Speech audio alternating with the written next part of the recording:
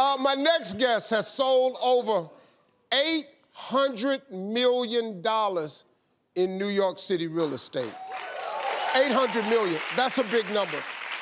He's also one of the stars of the hit Bravo show, $1 Million Listings, and he's sharing all of his successful selling techniques in his new book, Sell It Like Serhant. Please welcome Ryan Serhant. Yeah. How you doing, Ryan? Good to see you, for sure, man. Hello. Hey, man, it's a pleasure to meet you. Thanks for having me. $800 million Last year. last year. Yeah. Wait a minute, in a year? Yeah, it was like 838 last year. Woo! I think people don't understand how hard it is to make it in real estate, especially in New York City, man. Yeah. What was it like for you in the beginning? Awful. Really, really hard. I don't know if anyone here has lived in New York without money, but it's Yeah. it's really hard to do. You know, it was the summer of 2008. The market was awesome, everything was great, and I had a friend who said, listen, get into the real estate business. It's the greatest business in the world. You can put ads online, you can meet people on the street, they'll buy things sight unseen. And I said, you know what? Okay, fine, that sounds great. I'll do that with my life. Got my real estate license, and I started on September 15th, 2008, the day that Lehman Brothers filed for bankruptcy. And so it was a total grind, but it taught me the power of persistence, right? It taught me the power of hard work, the power of positivity, and it taught me that you have to wake up every day with positive energy. Yeah. Otherwise, the world is not going to give you anything. No. You know? No, you're right. So now you're closing multi-million-dollar deals. What's the secret to closing these really big deals like this?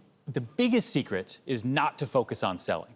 Like, you got to think about selling not as this action that you do, but this relationship that you're building with someone, much in the same way that you would, you try to date somebody. Like, you wouldn't walk into a bar, tap a girl on the shoulder and say, hey, can I help you with something? You need anything? Yeah. No, that would be weird, right? That would be weird. It's guys that are doing that right now. Yeah. That's the sad part, but you're absolutely correct. Hey, man, let's talk about your book. I got it right here. Your book, Sell It Like Serhant. What can people learn from this book? So it's got everything I know on how to negotiate. It's got everything I know on how to get clients in the first place. And it's for, if you're a college kid and you're trying to figure out what to do, or you need to make some extra money, or if you're a salesperson right now and you want to do better and you want to sell more than the person sitting next to you, it's all in there. So this would help you whether it's real estate or not. Yeah, no, I mean, because, the principles of success are the principles of success. Yeah.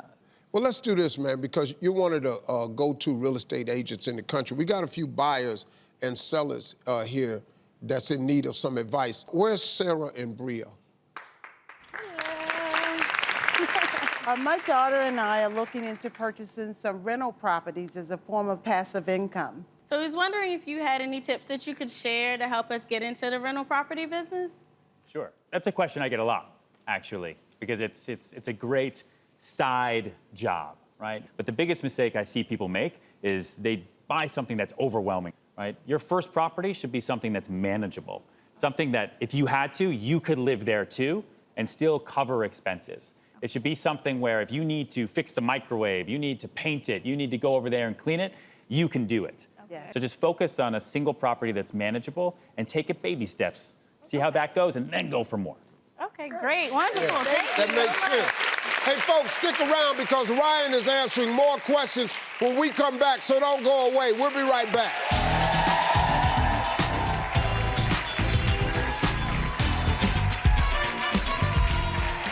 All right, everybody, listen, we're back with $1 Million Listings real estate mogul Ryan Serhant. And he's been answering some questions from audience members that have real estate dilemmas. So let's get back to it. Where's Danielle? All right, Danielle, what's your question? Hi, Steve. Hi, Ryan. Me and my boyfriend have been together for 5 years, and we're currently renting an apartment. We've been wanting to take our relationship to the next level and buy a house or a condo. So I would love to know, is it better to buy sooner than later? And is there any special season when it comes to buying houses? So wait a minute. You want to buy a house with your boyfriend? Yes. And he's been with you for 5 years and he hasn't proposed yet? Yeah. You need to get in her business. Go ahead. I don't know if that's the best idea, but I don't know your relationship, right? If you're really gonna do that and you are dead set on buying a property with someone that you've been with but you're not married to, just protect yourself. Absolutely. Right? Protect yourself. Buying a property, having a kid with somebody, like protect yourself. Make sure that you have like a good lawyer to look through the documents. Just protect yourself. Yeah. Here's what I would say. I like that. Listen to me. I hear women say this all the time. If you're in a relationship with a guy and you all are talking about going to the next level, then let's go. If we've been together 5 years and we go on to the next level, how much more time you need for this to go on and level up? Every married man in here knew that his woman wanted to go to the next level, and if he wanted to keep her, he had to level up. He's absolutely right. All right, Ryan, is there a better time of year to buy real estate? Any time is a good time to buy real estate. But I would say in the off seasons, right? In the summer and in the winter, those are the seasons when someone has put their house on the market in the fall or the spring and it hasn't sold. You can swoop in and say, listen, it's cold or it's really, really hot. You should take my offer. Otherwise, they're gonna wait. So buy in the off season. Wow, that's pretty strong. All right, thank you. Thank you. We got time for one more. Where's Chanel and Lyle?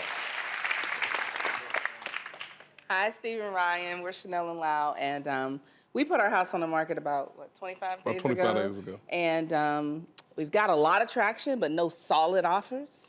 And so we cut the price like $10K, and was that a good idea, a bad idea? Good idea.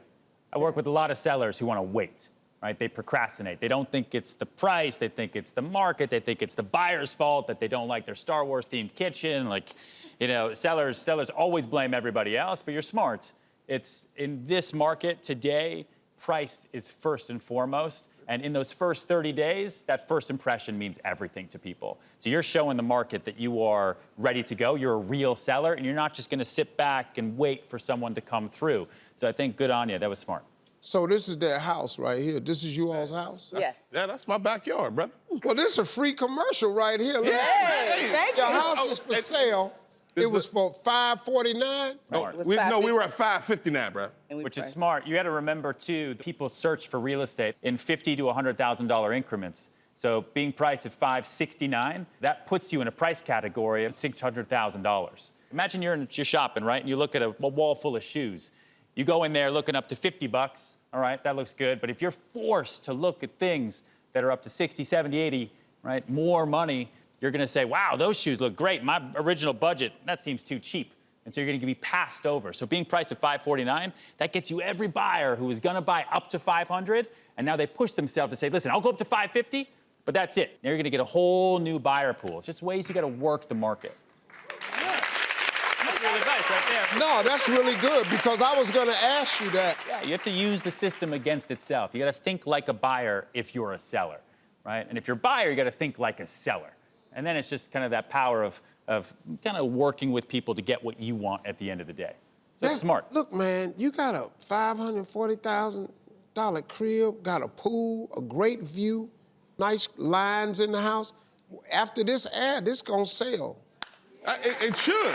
Thank you, Lord. Amen, somebody. Right. See, you don't understand. There you go, brother. This house is on national TV. Say something else. Hey, Well, I'm trying to tell you. do it. You gonna look here. So, I might have a buyer for it. Hey, bro. Hey. Yeah. hey, Ryan, Yes, sir. great job, man. Thanks a lot. Thanks for coming. Great advice too.